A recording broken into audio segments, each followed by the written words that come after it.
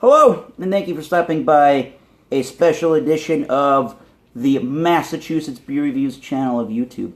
I am Thomas Meadow75 from the Massachusetts Beer Reviews, here with... This is Dave Rumbell from the Nacho Beer Review. It's not your beer review, it's my beer review, but welcome. Doesn't have a channel yet, but hell, we've been talking about this enough. If you've watched my beer review channel, or you've watched Jay on Wednesday nights on Wiz and the Beer Reviews, or you watch Rajay on Thursday nights on Rajay's Beer Ventures, you know that Dave Rumbell here, Nacho Beer Review, likes to make a plate of nachos and review a beer. And this one is sweet sausage, peppers, and onions, the Mexican-style cheese, some Frank's Red Hot, liberally doused by Dave. Double layer, too, as well. The most important thing of making the good nachos, in my humble opinion, is always double layering them, because you can never have a thick enough nacho, in my opinion. And bake in pieces. Not real bacon, but it gives a nice crunch to the dish. No, we'll save that for Canadian night. Sure. Oh, we'll do whatever we want. It's not my beer review, it's his. Alright, anyways. It's my beer review. The beer that we're going to review this, or going to eat some nachos with, is from the Night Shift Brewing Company. They're located in Everett, Massachusetts. This is one, I'm not sure how often they put it out, but this one is called the 87. And there's their typical Night Shift looking owl on the can. It's 8% alcohol by volume. Big beer. Not sure how many IBUs are in this beer, but apparently the 87 is named after their location in Everett, Massachusetts, which is 87 Chantilly Highway in Everett, Massachusetts. And they also have an IPA called Chantilly. So there's the reasoning behind that name and the reasoning behind the other beer called Chantilly. Homegrown. They say on the name, they say on the back of this can, it is 8%, keep cold, drink now. The 87 is a bright and beautiful hop bomb. It has a simple, clean malt bill that allows its refreshing blend of citrusy hops to burst through. They started in 2012 by a trio of friends with a shared passion for nocturnal homebrewing. And yeah. So late night brews. Thus Night Shift. On the Night Shift. This one comes canned on May 25th. I don't know if you can see that. May 25th, 2017. I just bought it. Good month of May. Yesterday at Pop's Liquors in Easton, Massachusetts. So shout out to Pops. They got good stuff. So Dave has got the official Spiegelau IPA glass. You have to have the proper hardware for a proper beer. And I have Goose Island's Nunnik style pint glass, which will work just fine for the beer. And the beer comes in at a very dark, hazy, orangey look. Yeah, kind of almost a little amber kind of thing, but more of an orange kind of feel to it. Dark, very cloudy. Dark amber orangey color. It definitely has that white-looking head that you expect from a good IPA. And I can't really see a whole bunch of carbonation, but I assume... No, here's the thing. Some carbonation. I'm going to say to you right off the bat, when you poured your beer into your glass, yet again, I'm using a true IPA meant glass too as well. I actually had a well-pronounced head, but it seemed to mind if you just pay a little bit faster. How did it come up to yours when you poured it straight through? Well, it was a little bit taller and fluffier. It has died down a little bit, but we right now are still retaining a similar ring around our glass. Now, Dave's glass, the Spiegelau, which if you don't know, it was actually the glassware that was designed by Dogfish Head and Sierra Nevada, and through trial and error, they've come up with this IPA glass. The ridges, I have talked about it before, but I'll mention it again. The ridges here, as you drink the beer, it should be able to, keep those citrusy, hoppy aromas coming back up through the glass, through the top of the glass into your mouth and into your nose, and it keeps the head around the glass because it does have a little bit of a etching on the bottom, and it tapers towards the top, so it really concentrates all of those flavors, even in the aroma. So, and then you can swirl it a little bit because it's got a little bit bigger of a bulb here, but that's the reasoning behind the IPA glass. And as well, presentation, perfect. And with that being said, let's dive into check out to that nose. I would say it's very citrus. It's very Citrus tropical. hoppy. Citrus juice. It's very tropical juice notes. Big tropical juice notes like you get from New England IPAs. Citrusy, hoppy. I'm getting a little of that hop note to it as well. I'm getting the dank notes. Yeah. That kind of garlic, That earthy, oniony, kind green. of yeah. I mean, this one's green, so go figure. Earthy feel for it. Smells like a Grateful Dead concert from 1969. Nice bready malt in the background, and a little bit of a spice top. Pretty much typical IPA notes from the East, from New England. Anything else, or let's just go and drink one? I mean, I definitely say you definitely hit it right, Mike. Definitely New England homegrown. Definitely. There's no question about this. Cheers. My first 87 day. Actually, Dave's. Mm-hmm. Cheers. Cheers.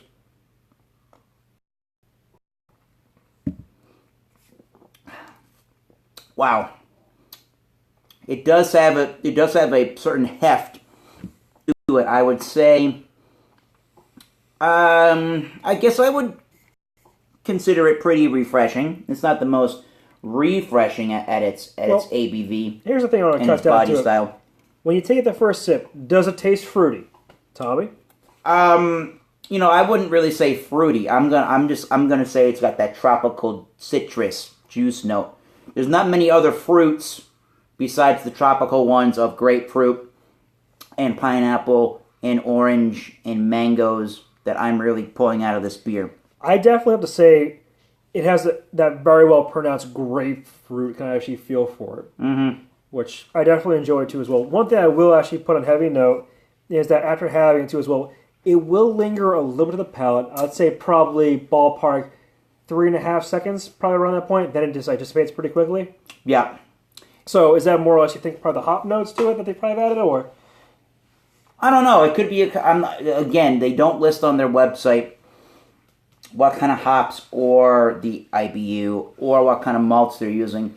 But in my experience drinking the New England style IPAs like Trillium, like Hetty Topper, that I've had twice in my life, like drinking these night shift beers, they probably use either like a flaked white wheat malt or a flaked wheat malt or maybe. So do you feel like it's like oats. more the malt, like actually at that point it's overtaking it? I think the malts are giving it a certain mouthfeel to the beer. There is more character. Yeah, and it could be the kind of malts that they're using or the other ingredients that are giving it somewhat of a sweet undertone. I think there is a nice sweet bready malt that's going underneath, the hoppy notes of the beer. Again, I'm going to say it's got all those citrus notes, all those tropical citrus notes that you want in an IPA. It does have a pretty good oily texture to it. It does have a good hop resinous texture to it. Mm-hmm. There is a little bit of a hop spice to me on that one.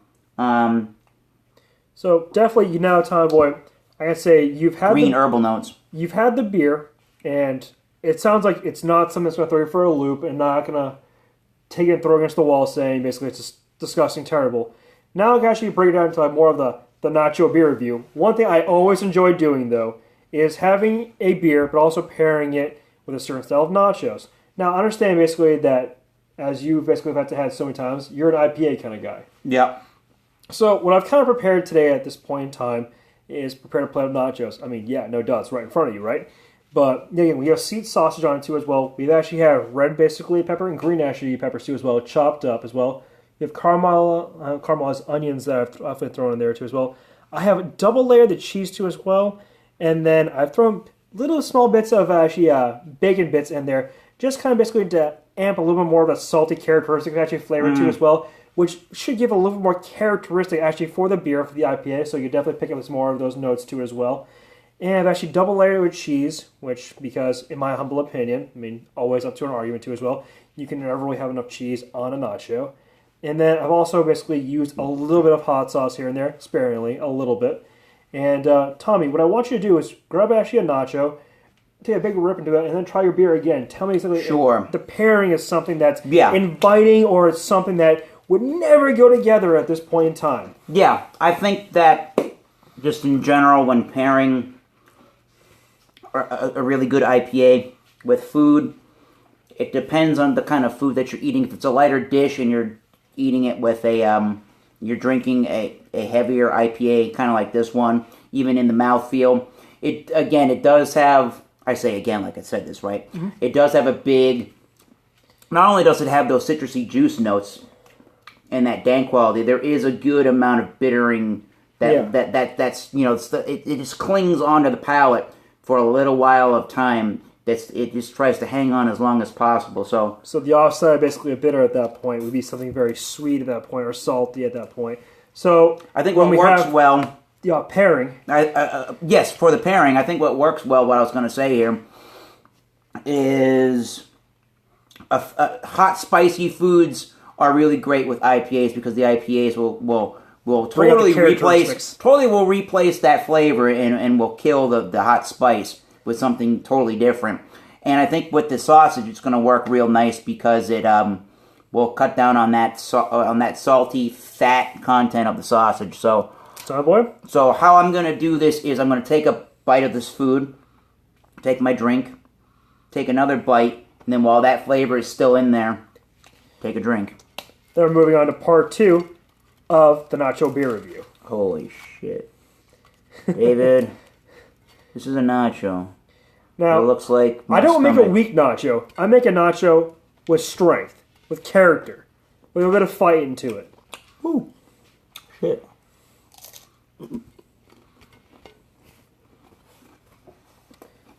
So, having basically the first bite, I have a heavy loaded nacho at the point of the ingredients that I've actually well pronounced in this video. Tommy, what's kind of your thought on the nacho in of itself too as well? Well, it's sausage, peppers, and onions. So basically, it tastes like you went to Fenway Park or Yankee Stadium or, I don't know, Citi Field in the Bronx or Citi Field in New York and going to a Mets game. Little bit of the spice from the Frank's Red Hot, and then the peppers and onions give it just that the character ballpark feel to it. And I didn't get too much of the bacon bits, but they just add another layer of crunch and saltiness with the chip. Do not overload with bacon bits. That's the most important thing. It's not supposed to be the main characteristic. It's supposed to amplify, not overtake. Okay, there's a little bit of sweetness from the beer that I notice immediately when I'm eating the food with it.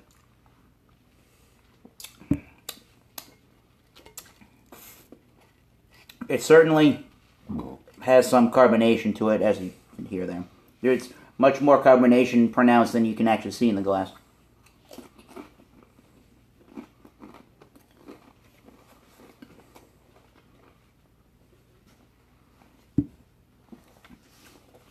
The beer is pretty big and bold on its own, and it just got more of the Frank's Red Hot in that taste. So, like I said earlier, the beer goes well to cool the mouth of the hot sauce and sort of replace that flavor with something completely different all of a sudden, which is kind of nice. It does cut through the fat of the sausage. I think that a smaller IPA or even an IPA, maybe not even smaller in ABV, but an IPA with a little less pronounced bitterness and a little bit of a lower mouthfeel, a little bit lighter mouthfeel will probably work even better with this, because they both can stand up on their own without any help or assistance. But I guess for that beer pairing and food, I would have to give it at least a B. I think it would work a little bit better as a lighter beer, but if this is what you got on hand, then it's gonna work just fine. So I can't really complain, except for I just like a lighter beer with some pub-style food. Now, here's the thing. So when you say lighter beer at that point, are we dropping down basically from an 8% at that point down to, say, a 4.5? I mean, not even. It doesn't have to be a lighter. It doesn't have to be a lighter ABV.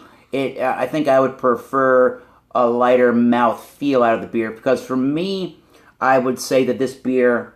So it's a bold food at that point, bold beer at that point. You feel it's too. I feel like the beer is slightly overpowering the food. Although I like what they both do with each other. I like that a lot. We're going on 15 minutes here. I guess I would like this one is like a medium to full-bodied beer. I would say it's more on the medium side, but it is in between medium and full-bodied for me. I think a lighter IPA in body, like a even like a Congress Street from Trillium would be probably better for me. Any one of their little Bird series. Goose Islands IPA would be great with this. What about a Harpoon maybe at that Harpoon point? IPA would be good. Even standard pale ales would be great. Now, what if I threw a Green Flash West Coast IPA on it right now? You think that'd be same kind of category? That Yeah, I think it would be the same category as. I'm not saying that it's overpowering. I'm just saying I think this would work a little bit better with a lighter bodied IPA. That's just a little bit more refreshing, and that's just not so bold and in your face with a lot of its flavors. Because again, they both have a lot of flavor to them, and I think that the IPA that we're drinking is just got a little bit more flavor than that. So, I mean, giving it a B is me saying sausage, peppers, and onions. If you got that on hand in a sandwich, drink it with a double IPA. If you got it with some nachos over a plate of tortilla chips, you're still gonna do pretty good. Now, for me at this point, I kind of like have that smash smell basically style I like flavor too as well. I like bold, impactful flavors that are well pronounced and not lingering in this too as well. However, you do make a very good point though, Tommy Boy. You do not probably want to have a beer at that point and a nacho that probably would fight against each other so much for ingredients wise at the point for trying to overtake each other. Yeah, there's so much of that dank bitterness in the IPA and so much of this malty sweetness. Not that it's an overly sweet beer, but there's so much of those two aspects to the 87 by Night Shift that even when you eat the nacho, those things are still lingering around. Still well pronounced. Where I would kind of wish that they went away so that I could taste more of the nacho and not more of a sweet citrusy note, unless I have like a mango chutney salsa on this, which I don't. But I'm going to give it a B, and I'm going to give the beer, for me, I'm going to give that, it's at least it's a 90. It's a world-class IPA. Not the best one I've ever had in my lifetime, but it warrants an A for sure. Now, for me, when I had this beer, and I've had it twice now, I mean, I definitely have to give it not an A at that point, but I feel not too bad about giving it a strong B+. Sure. And the reason being is that I've had a lot of double IPAs, I've had a lot of single IPAs. You like Vicinity from Trillium. I'm very much excited with that beer. It's always Hetty Topper. You've not had that yet.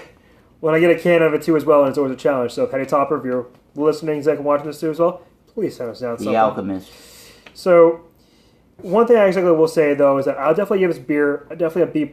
The reason being is just that when I have this beer, and I always think to myself, one, is this type of beer that one I could drink on any different time of the day? And the problem is, not so much. No. I can agree with that. I mean, is it a beer that I have on certain occasions? I can agree to that. And then it comes down to the next thing too as well. I mean, is it occasion at that point, or is it more or less? God bless me. Excuse me. Wow, I got some Frank's Red Hot sauce up my nose. Sorry. Vapors. One thing I will definitely say about this beer, though, definitely it's got some good flavor to it. Definitely seems to linger. The only problem exactly that I have for it too as well is that when I have a good IPA as well that I've had from Trillium, is that, you know, more of exactly the fruit notes are definitely more impactful. That definitely show a little bit more to as well. Tropical, juicy notes. And it's something that I definitely enjoyed to pick apart with my beer.